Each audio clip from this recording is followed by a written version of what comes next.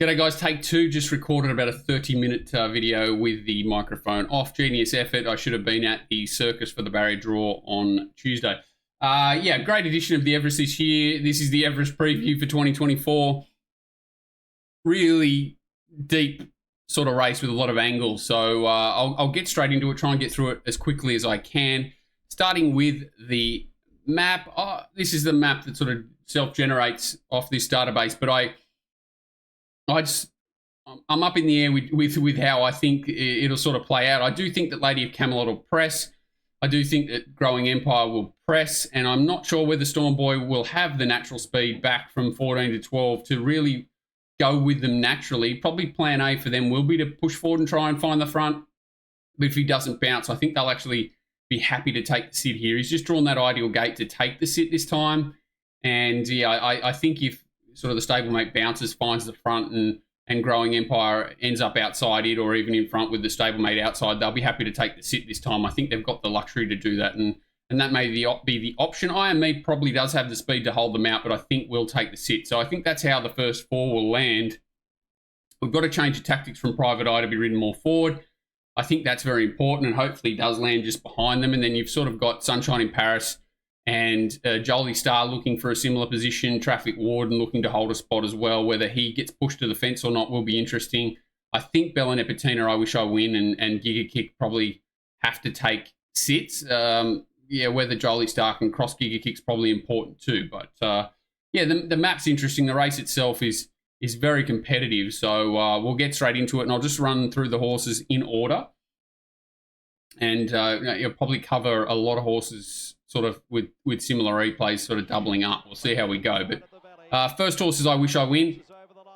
He never really is super dominant, and I'm not convinced this horse is at his absolute peak here. I think he's ready to peak, but I don't think he's at his absolute best. He still is dangerous here. I'm just concerned that he is dragged out of the race here, but he does get quite a decent run up into it. This is the Manado with Growing Empire outside the leader, so take note of that. They have worked, but not super hard here, and there's not a lot of merit in the back end of this race. So I think that's a bit of a concern, not only for Growing Empire, who has done a lot more work than I Wish I Win in the run has here, but I Wish I Win, who to me is quite soft late. So here's the most important part of the race for me, and that's where I Wish I Win doesn't lengthen the way that he normally does and continue to sort of charge to the line. He sort of just holds off a pack of runners here, and I think that's an issue. Blinkers go on, nose roll comes off. They're both positives. I think they're fine. I think that he's definitely going to peak and improve, but I think he has to improve a lot more than what we've seen previously. I think his 2 runs back have only been fair, and if he wins on Saturday, I will be losing. Giga Kick is third up off a long spell. Did have a little trial after the first up run. Couple of things here to note for mine. We'll have a look at Bella Nipotina as well in this run, but J-Mac did ride him, both runs this time in. Certainly has had a spin around on all of them. There's no secret that he probably has options to ride pretty much whatever horse he wants, and he's chosen to go with Jolie Star. I don't think that's significant to say that this horse can't win, but I do think it is important to take note of. And he certainly had an ideal run here, and there's a few things here. So this is Bella Nipotina back to the inside, Giga Kick to the outside. He sort of loses the back of Marzu here, and his wheels spin a little bit. That's Bandy Boy sort of ranging up outside him, and think about it from well back. And yeah, his wheel spin, Bella Nipotina sort of restricted, has to change course and run away from him. He does pick up okay late, but a little bit like I Wish I Win. I wanted to see him do a little bit more. I do think he can improve, and probably has a few more excuses than I Wish I Win because he's had that long break. But I still think that he's got to sort of go to a new level. The other thing is that he's drawn an inside gate, and when you've sort of got that flat spot, you really need to flow into a race and be able to sort of peel off and get to the part of the track you want to when you want to. And from that inside draw, he may not have that luxury. So a few things against Giga Kick. He's a big price. I concede him some chance of winning for sure, but I think he does need to improve. Private Eye, a little bit lucky this horse has got in the race. I think his runs have been pretty solid, sort of back. If we watch last start first of all, and then we'll have a quick look at his trial because there's a few in it. But he was dragged back, and probably I'll have a 1 second look at the start just to show that even though it's a bit of an optical illusion, you know, he can probably hold a more forward spot. It's just that he was a victim of circumstance here, then dragged completely out the back, and he runs on when the race is all over. Steffi Magnetica up the inside here was excellent first up, and that's Lady of Camelot that he's just going past now, Private Eye. This race was run at a very leisurely tempo, and they do sprint home pretty nicely, so a lot against him there. This barrier trial is one of the key probably hit-outs coming into this race, because we get to look at Sunshine in Paris, Jolie Star, Private Eye up the inside here, and Lady of Camelot. So, again, he bounces well. He is a very good gate horse, and if he can sort of use up Lady of Camelot a little bit early and go with her for as long as he can and then let her go forward, he could easily land in a spot behind. You know, the jockey's a bit of a nightmare, but I do think, you know, with that mile form under his back, we were well in his corner the year that he got run down late by Giga Kick a couple of years ago, and I really think he can turn the clock back a bit here and run okay. So this is Sunshine in Paris, Jolie Star and Private Eye, Lady of Camelot. They all look great. They should look great. They're pretty fit horses in a trial. The time's fast.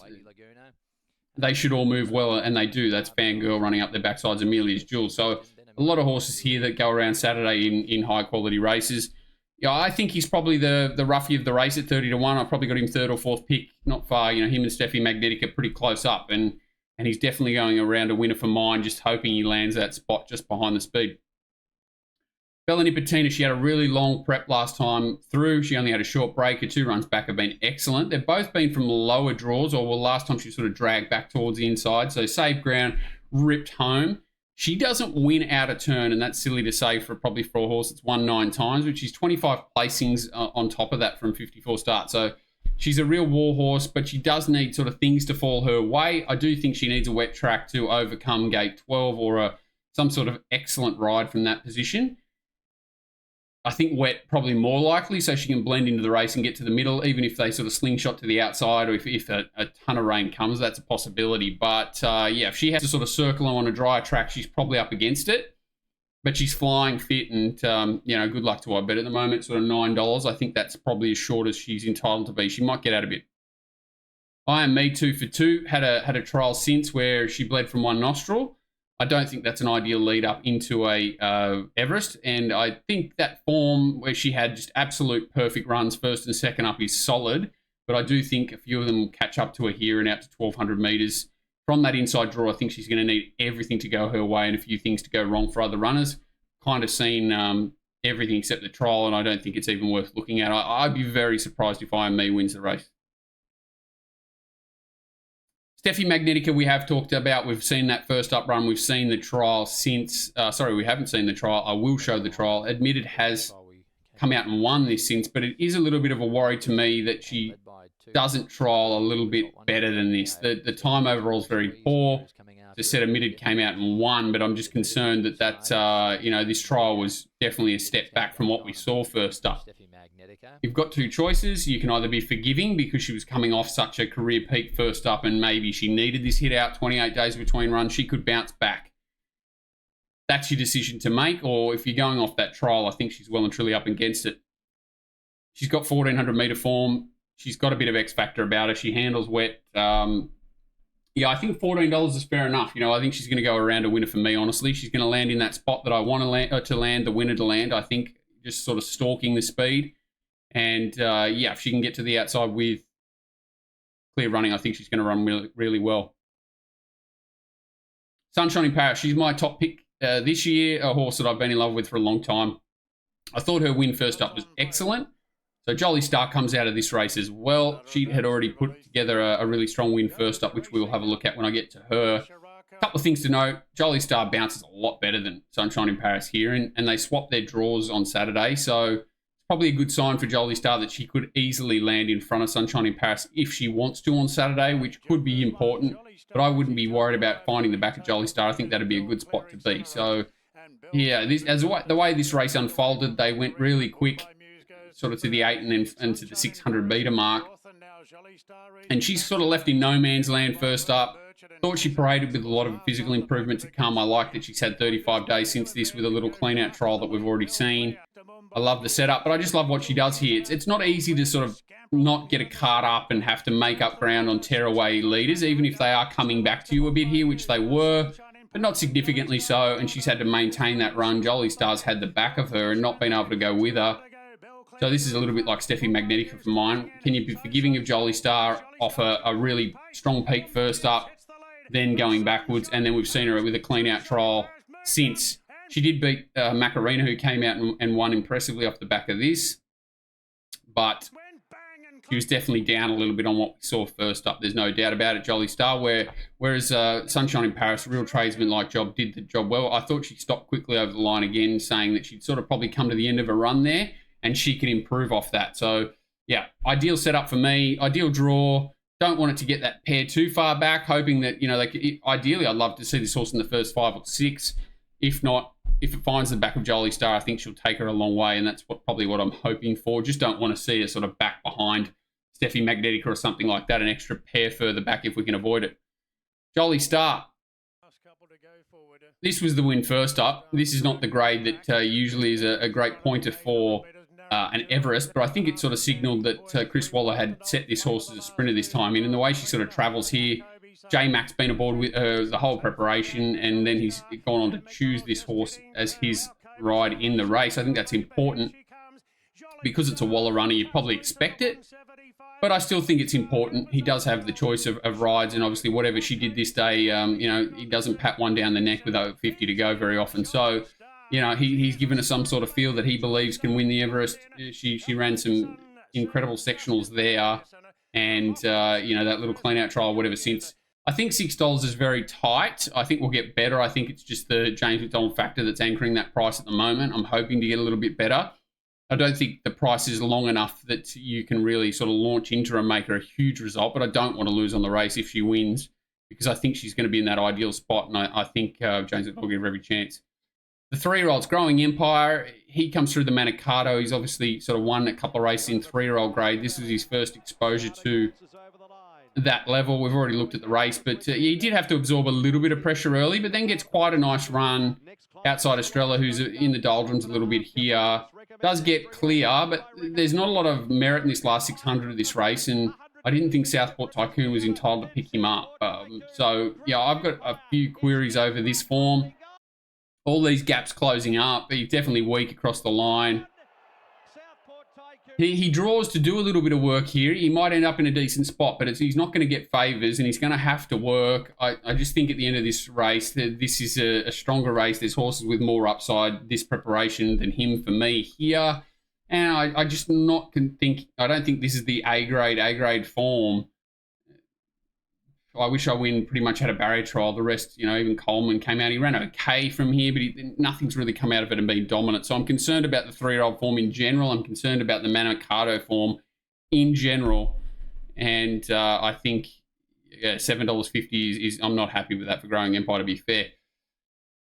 We'll cover Traffic Warden and Storm Boy together. They both come out of the Golden Rose. So Traffic Warden's in the white cap here. Storm Boy's outside him. So they both begin fairly similarly here. He does have a really nice gate in this race on Saturday, Traffic Warden.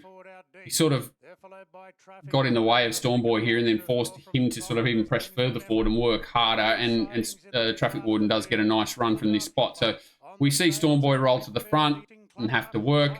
Traffic Warden presents as the winner and can't hold off his stablemate broadsiding. This is Mayfair back to the inside and Storm Boy kicking on the inside after having to work to find the front and set a pretty solid tempo in front.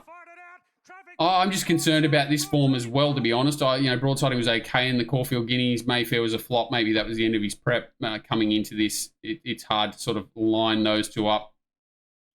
Storm Boy, to me, is a bit of a one-pace sort of horse that I think needs to go up in distance. So he's gone 11, 12, 14. Now he's got to come back to the 12. Traffic Warden's gone 12, 14, and he's got to come back to the 12. I don't love that he's a known sort of bleeder. I think he bled one nostril as well previously. I think stables usually have those sorts of runners far more forward at the beginning of their preps. So I don't think he's got huge upside going further into this prep where a couple of others have in a sense of timing. I think they all need to elevate off this form. So for those reasons, I really do think Traffic Warden and Storm Boy both need to find a significant new level here to get home, and I'm sort of opposing them and thinking they may struggle to do so. Lady of Camelot comes out of the Moya first up, where she ran okay in that sort of jiggy-joggy weird race, and then she just couldn't show much speed last start, where she was poorly weighted, drops 4 kilos off that here, but really does need to find a new level. She trialled okay since, but does draw to work, and she does need a significant career best, I think, off that. So, yeah, in summary, I do think it's a highly competitive race, but the angle that I'm taking is that the mares Sunshine in Paris and Jolie Star are the two that have got the best setup. I think they're going to find that ideal position, 5th, 6th, something like that. 4th, 5th, 6th, 7th. I'm happy if both of them are in that sort of spot. I think they're going to stalk. Private Eye is going to need a bit of luck from that wide draw to slot in behind the leaders. If he does that, I think he's very dangerous at a big price. I think he's 30 to 1. He's the best roughie in the race. And Steffi Magnetica is a bit of a wild card. I'm concerned about that trial since the first up run, but probably I don't want to lose if she wins at 15 to 1. So, yeah, for me, I'm making Sunshine in Paris clearly my best result. The price restricts me at this stage of making Jolie Star a big result, but I don't want to lose on the race if she wins. I want Private Eye to go around in my favour at sort of 20 to 1, and Steffi Magnetica $14. We're getting $31 about Private Eye, and $14 the best around Steffi Magnetica at the moment. Probably making them small winners. So, yeah, Sunshine in Paris best result, Private Eye and Steffi Magnetica small winners, Jolie Star. I'll do a little staking plan that I'll throw up as soon as this video's over if you want to have a look at that. A great edition of the race. Everyone has a whinge here, there about prize money, all sorts of things. But, I don't think it's the best field I've ever seen, but it is one of the more competitive fields that I've seen with a lot of angles. A lot of people are going to come up with different, approaches here. I've sort of explained mine, and even if you don't agree, I hope I've sort of argued myself pretty well the way that I think everything will be run and why I like what I like. Doesn't mean I'm going to be right. And, if you oppose it, please do so. That's the beauty of this great game. But good luck on Saturday. There's some great fields in general on Everest Day, and, good luck to all connections and everyone involved with the race. Cheers, guys.